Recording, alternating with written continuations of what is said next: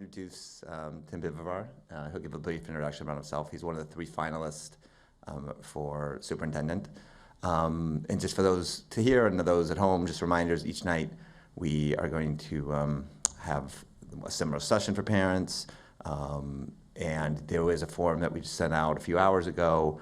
So we asked if you're here or if you're watching this at home or watching actually the interviews at later tonight, that you provide feedback because that will all be helpful for the school committee in making our decision. Was it sent out via email? It was, yes, it was sent from Harley. It went out via email, right? Yes, so it went out a couple hours ago. A couple hours ago, maybe. Oh, okay, I didn't. 3:30. Oh, okay, here it is. Yeah. So this is pretty informal. I'll let Tim introduce himself, and then we can just take questions from the audience. And when you, if you have a question, just you don't have to give your address or anything. Maybe just say what ages your kids are or what schools they're in. That would maybe be helpful. All right, thank you. With further ado, I'll give it to Tim. Thank you, Tony. I appreciate it. So thank you, Tony, and thank you all for coming out tonight. I'm really happy and thrilled to be here. I'm actually going to just adjust this so it's not quite as close to my mouth. So my name is Tim Bivivar. I'm currently the superintendent of the Billerica Public Schools, a position I've held for the last 11 years, and a district that I've worked in basically my entire career. I started there as a young kid, fresh out of college, as a high school math teacher back in 1997, taught in the classroom for 8 years, really wanting to make a difference in the lives of kids, and still miss the classroom. But somebody kind of tapped me on the shoulder and said, we think you can do more work in an administrative role. And I realized that the collective impact I could have on kids moving into that capacity was greater than the individual impact I had with the kids that I had. Became our district's K through 12 coordinator for STEM, essentially, math, science, at that time, business, and health. Did that job until 2010, did a couple of other jobs in our central office, including becoming the assistant superintendent for finance and operations. So I spent a year doing the business role in our district, and again, my last 11 years as superintendent. It's a district I've spent my whole career in. At the same time, I'm at a place, both personally and professionally, where I'm looking for a new challenge, I'm looking for a new opportunity, and I'm looking for a district that is really aligned with my core values, and I'll share my most fundamental core value, which is we all have a collective responsibility for all of our kids, no ifs, no ands, no buts, and we need to live and breathe and die by that every single day. And everything I had learned about Westwood through my research, everything I learned through my interview with the screening committee, and certainly everything that I've learned through my visit here in the district today has really helped confirm that. So I'm really thrilled and excited to be here. I'm excited to have the opportunity to hear from all of you and hopefully answer the questions that you have. And with that being said, if you have a question, I think it's a little awkward in this environment to come up to the mics, but because we're live streaming, that's how we're going to do it. So I'd invite you to come up and share anything you might want to know about me, or we can just talk. So, yeah, please. I feel like I'm in school. So hi, my name is Andrea. I'm actually the PTO co-chair for Deerfield, and my 2 boys are there. One of the reasons I came tonight is I practice general pediatrics actually in the Billerica area. So I have a lot of patients that are from your school. And I think it's been a challenging few years with the realignment of like 5th to middle, 8th to high school. And I've heard the parent side of it, which has been a lot. But I was wondering if you could share some of the challenges you faced and maybe how personally you've worked through that. I know it's been a little upsetting that the 8th graders weren't kept separate from the older kids. And I think there's been, from what I've heard, the 5th graders have challenged reaching some of their IEP goals just because the resources in middle school are different than elementary. And my child is on a fairly extensive IEP, so that's something that's just really important to me. Yeah, I appreciate the question. And so just to give some context for those that don't have the same level of intimate personal knowledge that you have about our structure. So, we're a larger district. We're roughly 4,900 students.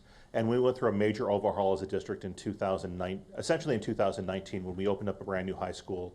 But as part of that high school project, part of an overall master plan and getting the project funding and addressing some overall facility needs, we changed our high school grade configuration from grades 9 through 12 to grades 8 through 12.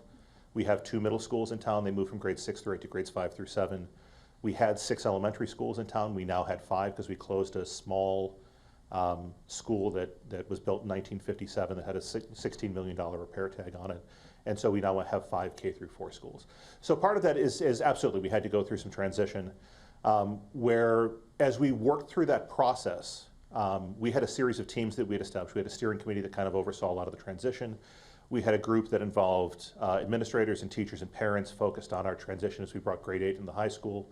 Same thing as we brought grade 5 into the middle school. We also had to redistrict the town at that point in time. We also had to figure out how we moved staff. So that's just some sort of context around your question. I think one of the challenges that we had is we knew there was going to be some bumps in that first year of implementation in 2019. So all those changes, we hit play on them in September of 2019, and then March of 2020 happened. So we never had a first real year to work out some of those kinks. And so we're finally kind of getting back to some level of normalcy now, but we also, and you would know this in the profession that you have, right? The social and emotional challenges that students are facing from being home and having that disruption in schooling and peer groups and all those kinds of things. They're at a much higher level than they were, pre-March 2020. So one of the things, so let me just address the grade 8 piece, right? So we had talked through the process about working to try to keep grade 8, kind of have a grade 8, 9 part of the building, have a grade 10 through 12 part of the building. Some decisions made at the building committee level meant that they weren't separate buildings. They were sort of all there and together. We do have an administrative structure that's really designed where we have 2 assistant principals, guidance counselors, social workers that are dedicated to just the 8-9 population, knowing that their needs are different than guidance counselors, social workers, assistant principals that are focused on just the 10-12 population. But we spent a lot of time talking with other districts. Like I believe a lot in learning from other things that the districts have done. So we visit a lot of there aren't a lot of 8 to 12 schools, but we visited some and talked to them. There are a lot more 7 to 12 schools. But one of the things that we heard is that when you separate, those students wind up sort of being second-class citizens within their own community. And so we worked hard to find a way to make sure that our 8th grade students were really integrated as part of our high school community. That was a piece that we did there. On the 5th grade side, I will tell you that it's probably less about the integration, more about limited resources that we have as a district. We have, what I will say is that we have some financial challenges with being able to do everything that we want to do. And so that's not necessarily something by design, but that's something a little bit more by necessity than what had been there previously. And again, there's that transition where having this be the first year that is really, from soup to nuts, from September to June, that's a more normal year. That's going to allow us to go back and look and reflect at the end of the year and say, okay, what kind of changes can we make? How can we make this a better experience for all students? So, but thank you for the question. Yeah.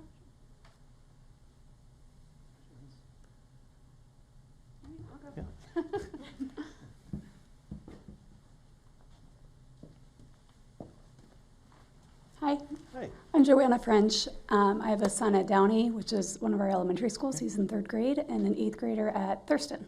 Sorry about my voice. I'm losing my voice.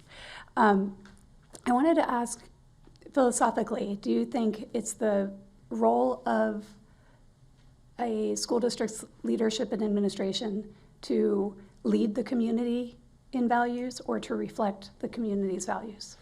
That's a really good question. And I think there's a little bit of both, right? There's a push and pull that needs to happen. So what I would say, I try to be very open about my own personal core values. They're right, if you've read my resume, they're right there front and center on the top of the resume.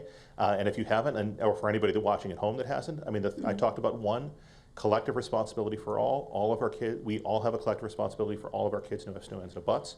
Centrality of the classroom, that the most important things that happens in the classroom every day, when the relationships between teachers and students and content, and then the importance of community and collaboration. We can do much better things when we work together than when we work individually.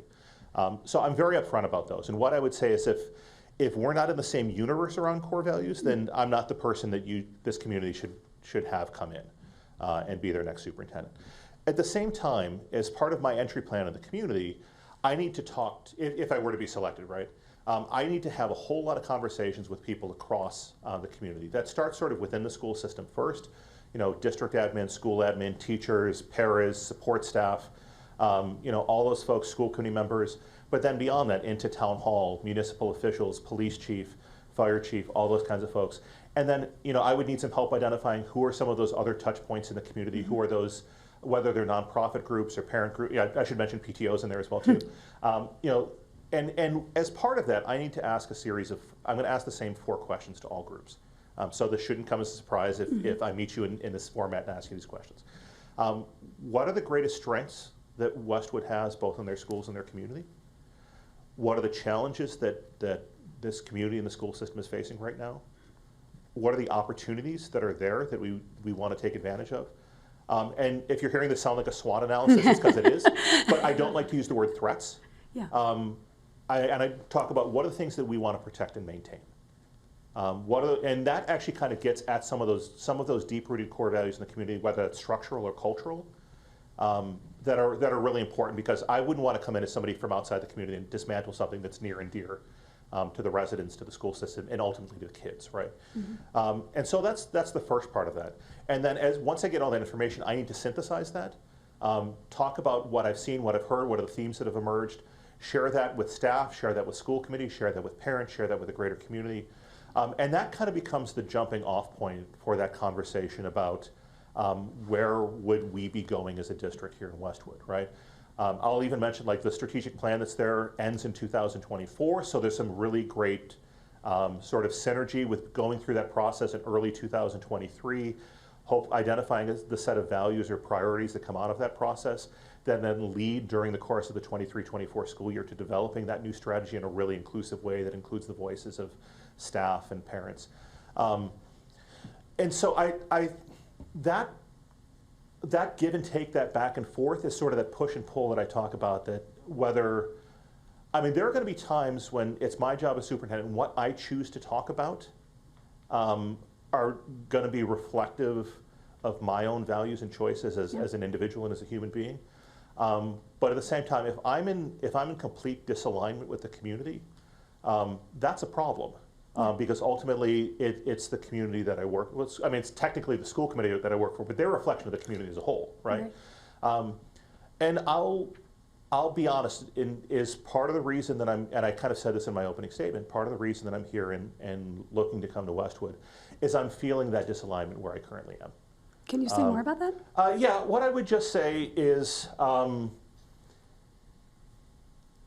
and acknowledging that this is going out there, right?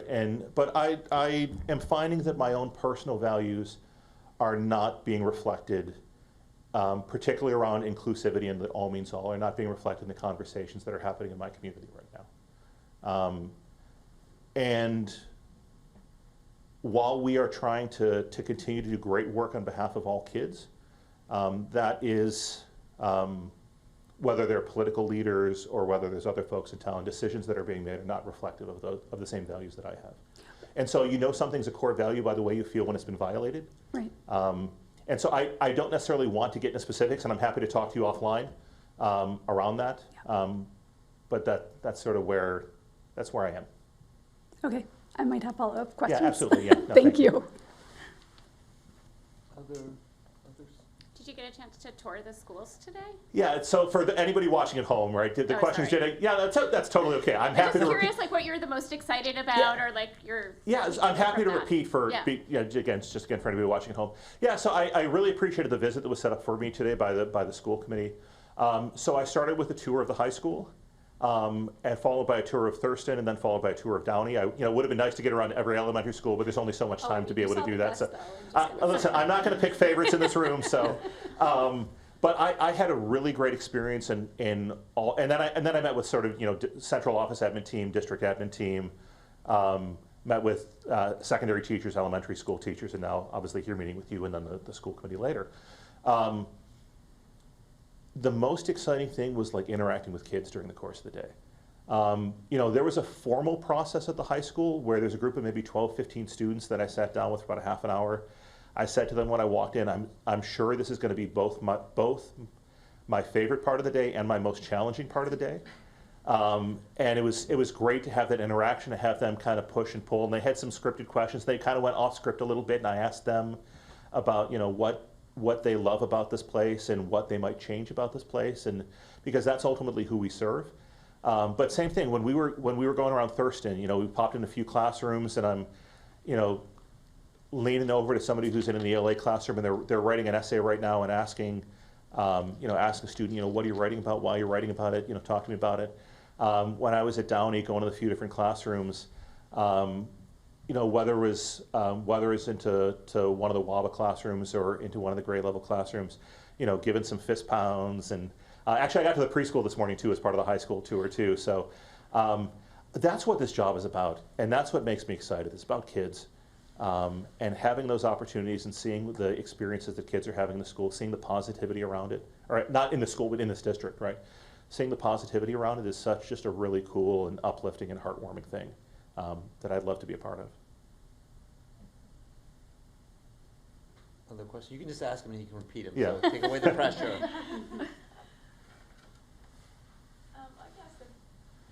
You can go up if you want. You can go up if you Depends on want. how complicated the question is as to whether or It's not not I that can repeat it. So. One thing that came to my attention was a bullying incident that happened in the girls' locker room at your high school. And I'm interested in knowing what adjustments or policy changes were made in the school, or policies that were in place that you were able to more firmly, Yeah. just your leadership and Reinforce, as I think the word Yeah. you may be looking for. Yeah, I mean, so we have, we have an anti-bullying policy. We have an anti-bullying curriculum as part of our character education across the community. One of the things that we did tighten up after that is our, not from a preventative side, but what happens afterwards is our investigation side for how we investigate bullying. We kind of tightened that up. And I will say on a supervision piece, there needs to be adults in locker rooms. Mm-hmm. I understand that can be uncomfortable, but there need to be adults there, and that's something we reinforce. Okay, thank you. Thanks.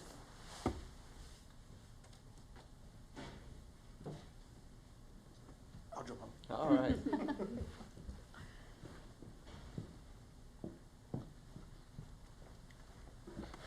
I apologize in advance for not being as familiar with some of the Bill Rickett activities as others in the room. I'm thinking this is a Westford thing, but I'm happy to answer anything. So.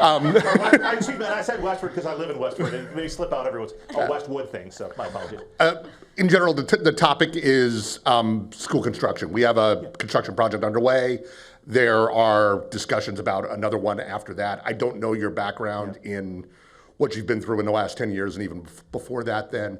However, I think one of the things we've done really well here is stayed current on the construction, or been more proactive about it and not ended up in a situation where we're behind and a whole number of buildings need attention at the same time, right?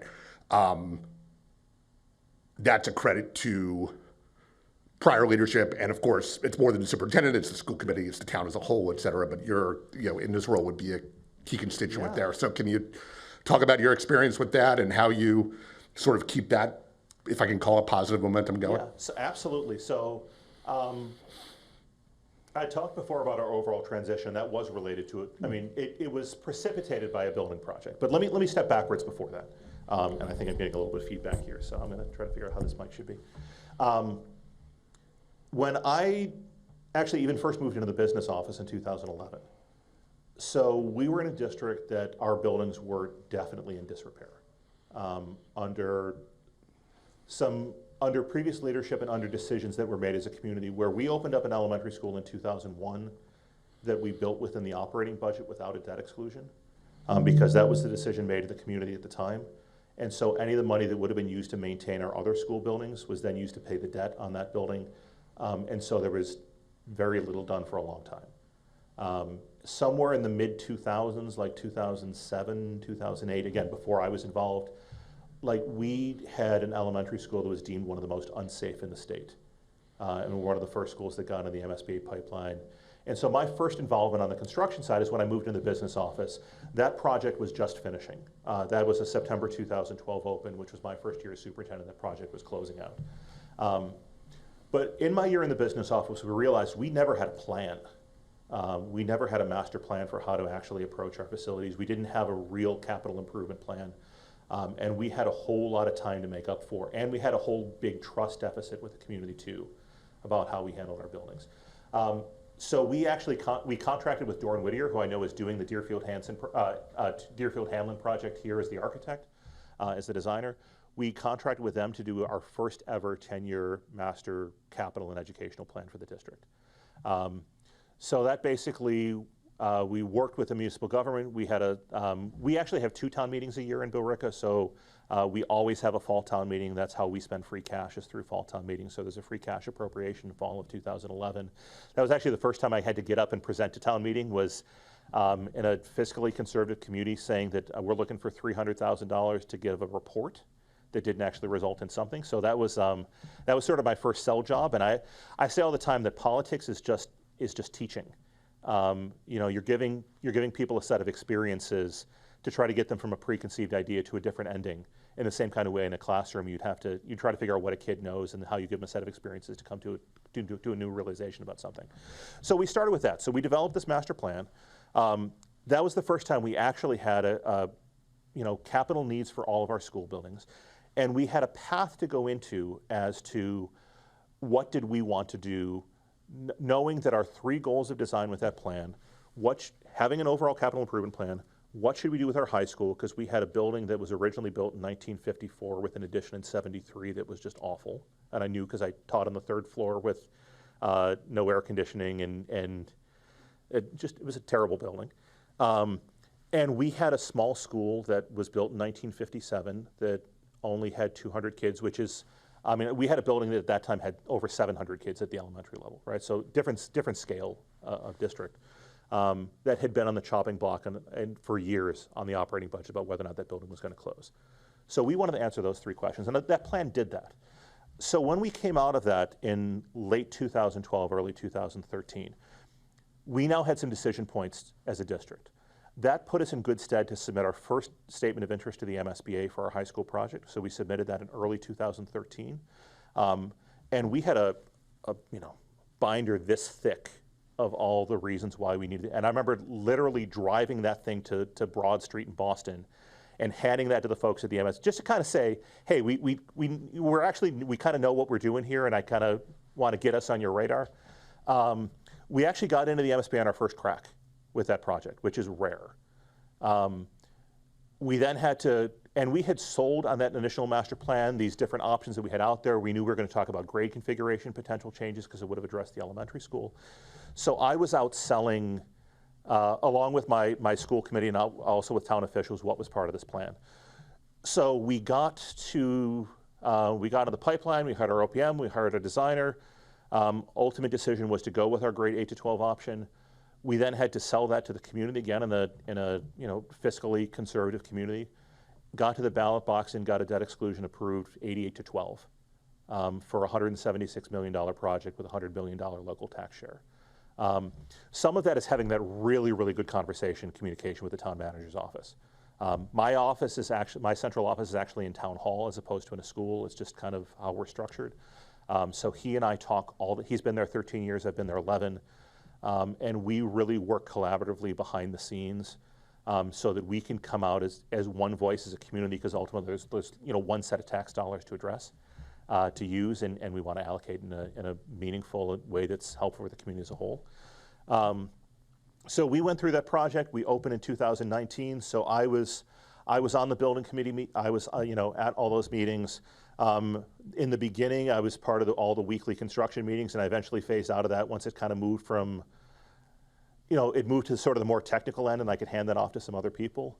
But that was my baby, was getting that thing built, right? And for me, seeing how alive that place was after it opened, because buildings are buildings, but they're only as good as the learning environment they create for kids. And what was really, really cool for me was, the first few months that was open, I'd go into the building. Our high school dismisses at 2:02. But I'd go into the building at 3:30, 4 o'clock, 4:30. There are kids all over the building. In the same kind of way that I actually saw as I walked around the high school today during the day. Because they finally had a place they could be proud of and call their own. So that was great. We actually, knowing that we can't be stagnant, so that was a plan to take us for 10 years back in 2012. We went back to fall town meeting this last year in 2022, got a new allocation to re-up and do a new 10-year master plan, contracted with Doran Whittier again to do that.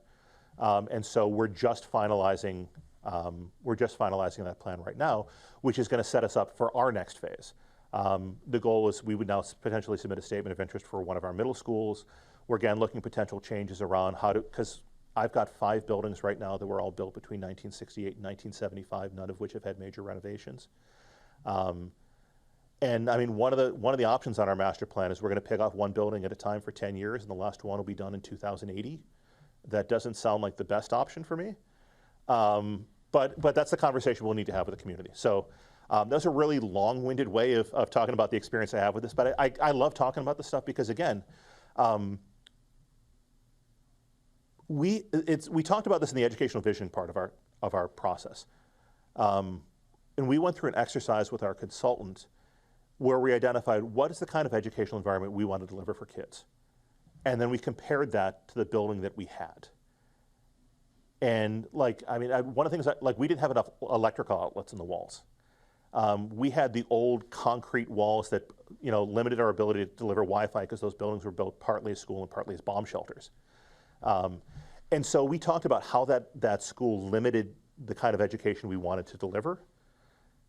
And now we have a facility that is not only able to deliver the kind of education that we want to deliver today, but hopefully for the next 10, 20, 30 years down the road. So I really appreciate the question and giving me the opportunity to talk about this. So. Thank you. It seems like I really teed you up for that one. Yeah, thank you. No, listen, you are not a plant in the audience. I want to fully acknowledge that, but thank you.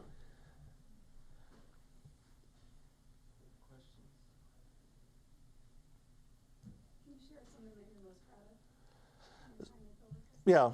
So the question was, can you share something you're most proud of your time in America? So I just told that story, so I'm not going to tell that one again. So I'll share one, and this is about collaborative efforts. This may not be something I'm most proud of, but it's definitely something I'm proud of. Is that we found some really creative ways.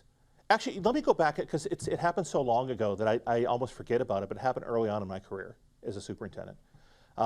We had only had half-day K, or we had half-day K and a tuition-based other half, which leads to inequitable outcomes for kids, families that can afford versus families that can't. We knew it wasn't right, and we saw that in how our kids performed in grades 1, 2, 3, 4, and beyond. We are not, as a district, we have been losing enrollment for a lot of years. That's just related to the demographics in town. So, you know, right now here in Westwood, when there's an increase in enrollment, you're going to get additional Chapter 70 money. So you just kind of need seed money that first year, and then you get some funding after that. In Billerica, we wouldn't. So we knew that if we started this, we weren't going to be able to.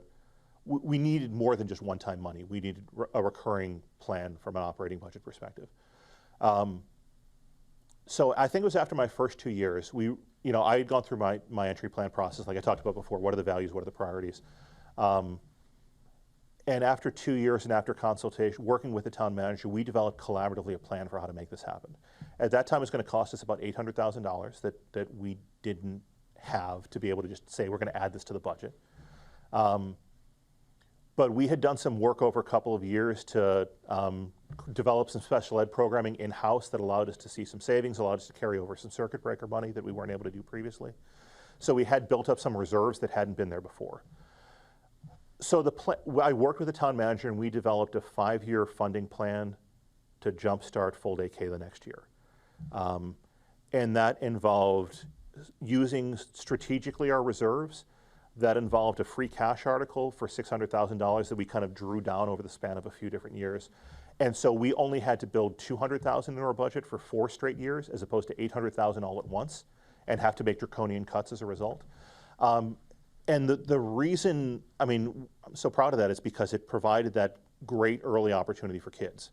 And again, that was 8, 9 years ago, whatever it was.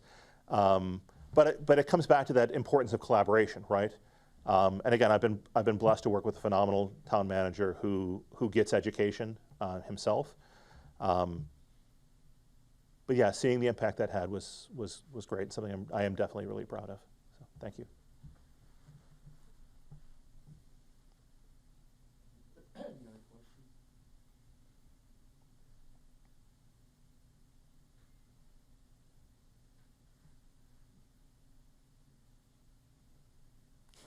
We don't have any. I think you want to any pre-closing?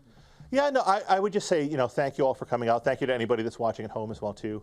I appreciate it. I've really loved my time here in the community today. It's really been a great experience seeing you've got a wonderful, wonderful school system, and I'd love to hopefully be a part of it going forward. So thank you all. Appreciate it. So, Thank you, thanks. everyone.